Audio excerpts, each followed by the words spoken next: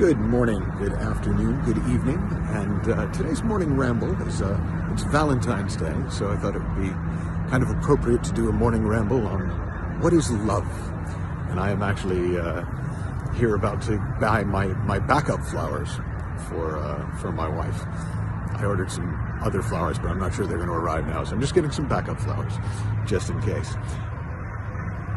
But funnily enough, while giving gifts is an expression of love, or can be an expression of love, gifts aren't love. Now, I know some of you may go, yes, they are. And it's interesting. There's a book that's been hugely popular by a man named Gary Chapman called The 5 Love Languages. And he shows how that most people have a particular way of feeling loved. So some people feel loved when they're given gifts, given gifts. Some people feel love particularly when they are acts of service. People do nice things for them. Some people feel loved when you tell them, I love you, and you say nice things about them. Some people feel loved through touch. I'm a be touched person. Some people feel loved when you, what have we done? We've done 5, there's 5. So there's gifts, acts of service, touch, words of affirmation, and quality time. So some people feel loved simply because you take the time to be with them, and that time is where that feeling of being loved is.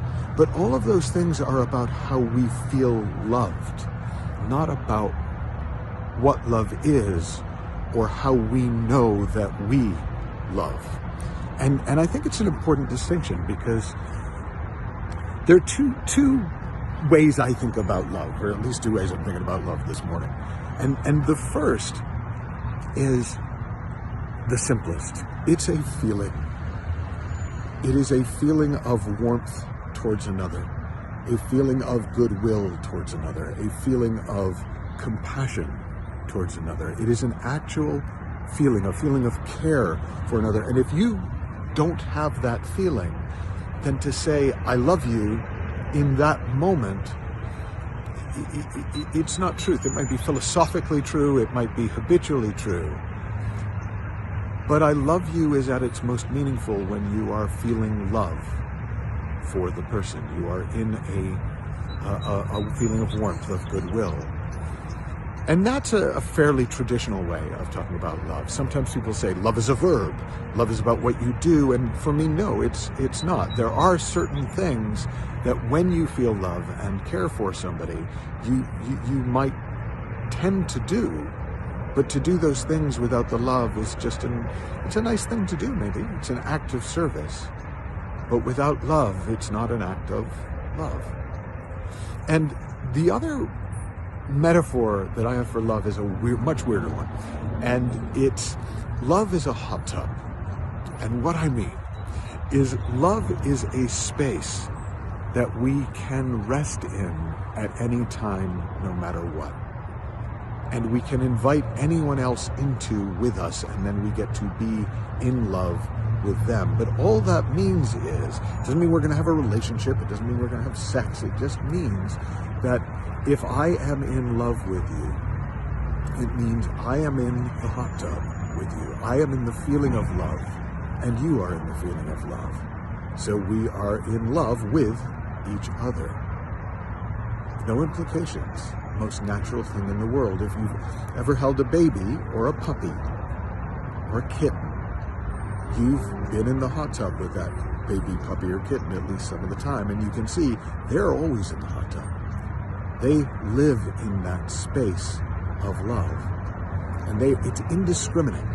They don't choose, oh, I'm going to be in love with this person, but not in love with that person. I'm going to love mommy, but not so much daddy. I'm going to love you, but not you. Love is the base state. Love is the default. We are made of love. We are made to love. We're made to live in the feelings of love. And the only thing that takes us out of the hot tub is us. The only thing that can make us get out of the hot tub and up into our heads with all our judgments and ideas about what's wrong with this person, and why I can't let myself love this person, and why this person needs to earn my love, is really just missing the point. Because we're the only ones who get to be in love or not. Now, when somebody else is also in love and we are in love, that's a really nice way to be. There's a real sense of connection that happens.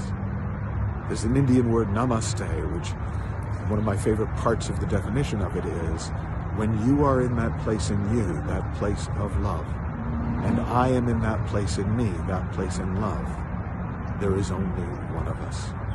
And for me, that's what love is. But I'd love to hear from you in the comments. What is love for you? And what makes you feel loved? But also, what lets you know that you're in love? Have fun, learn heaps, happy exploring, and I'll look forward to reading what you have to say in the notes.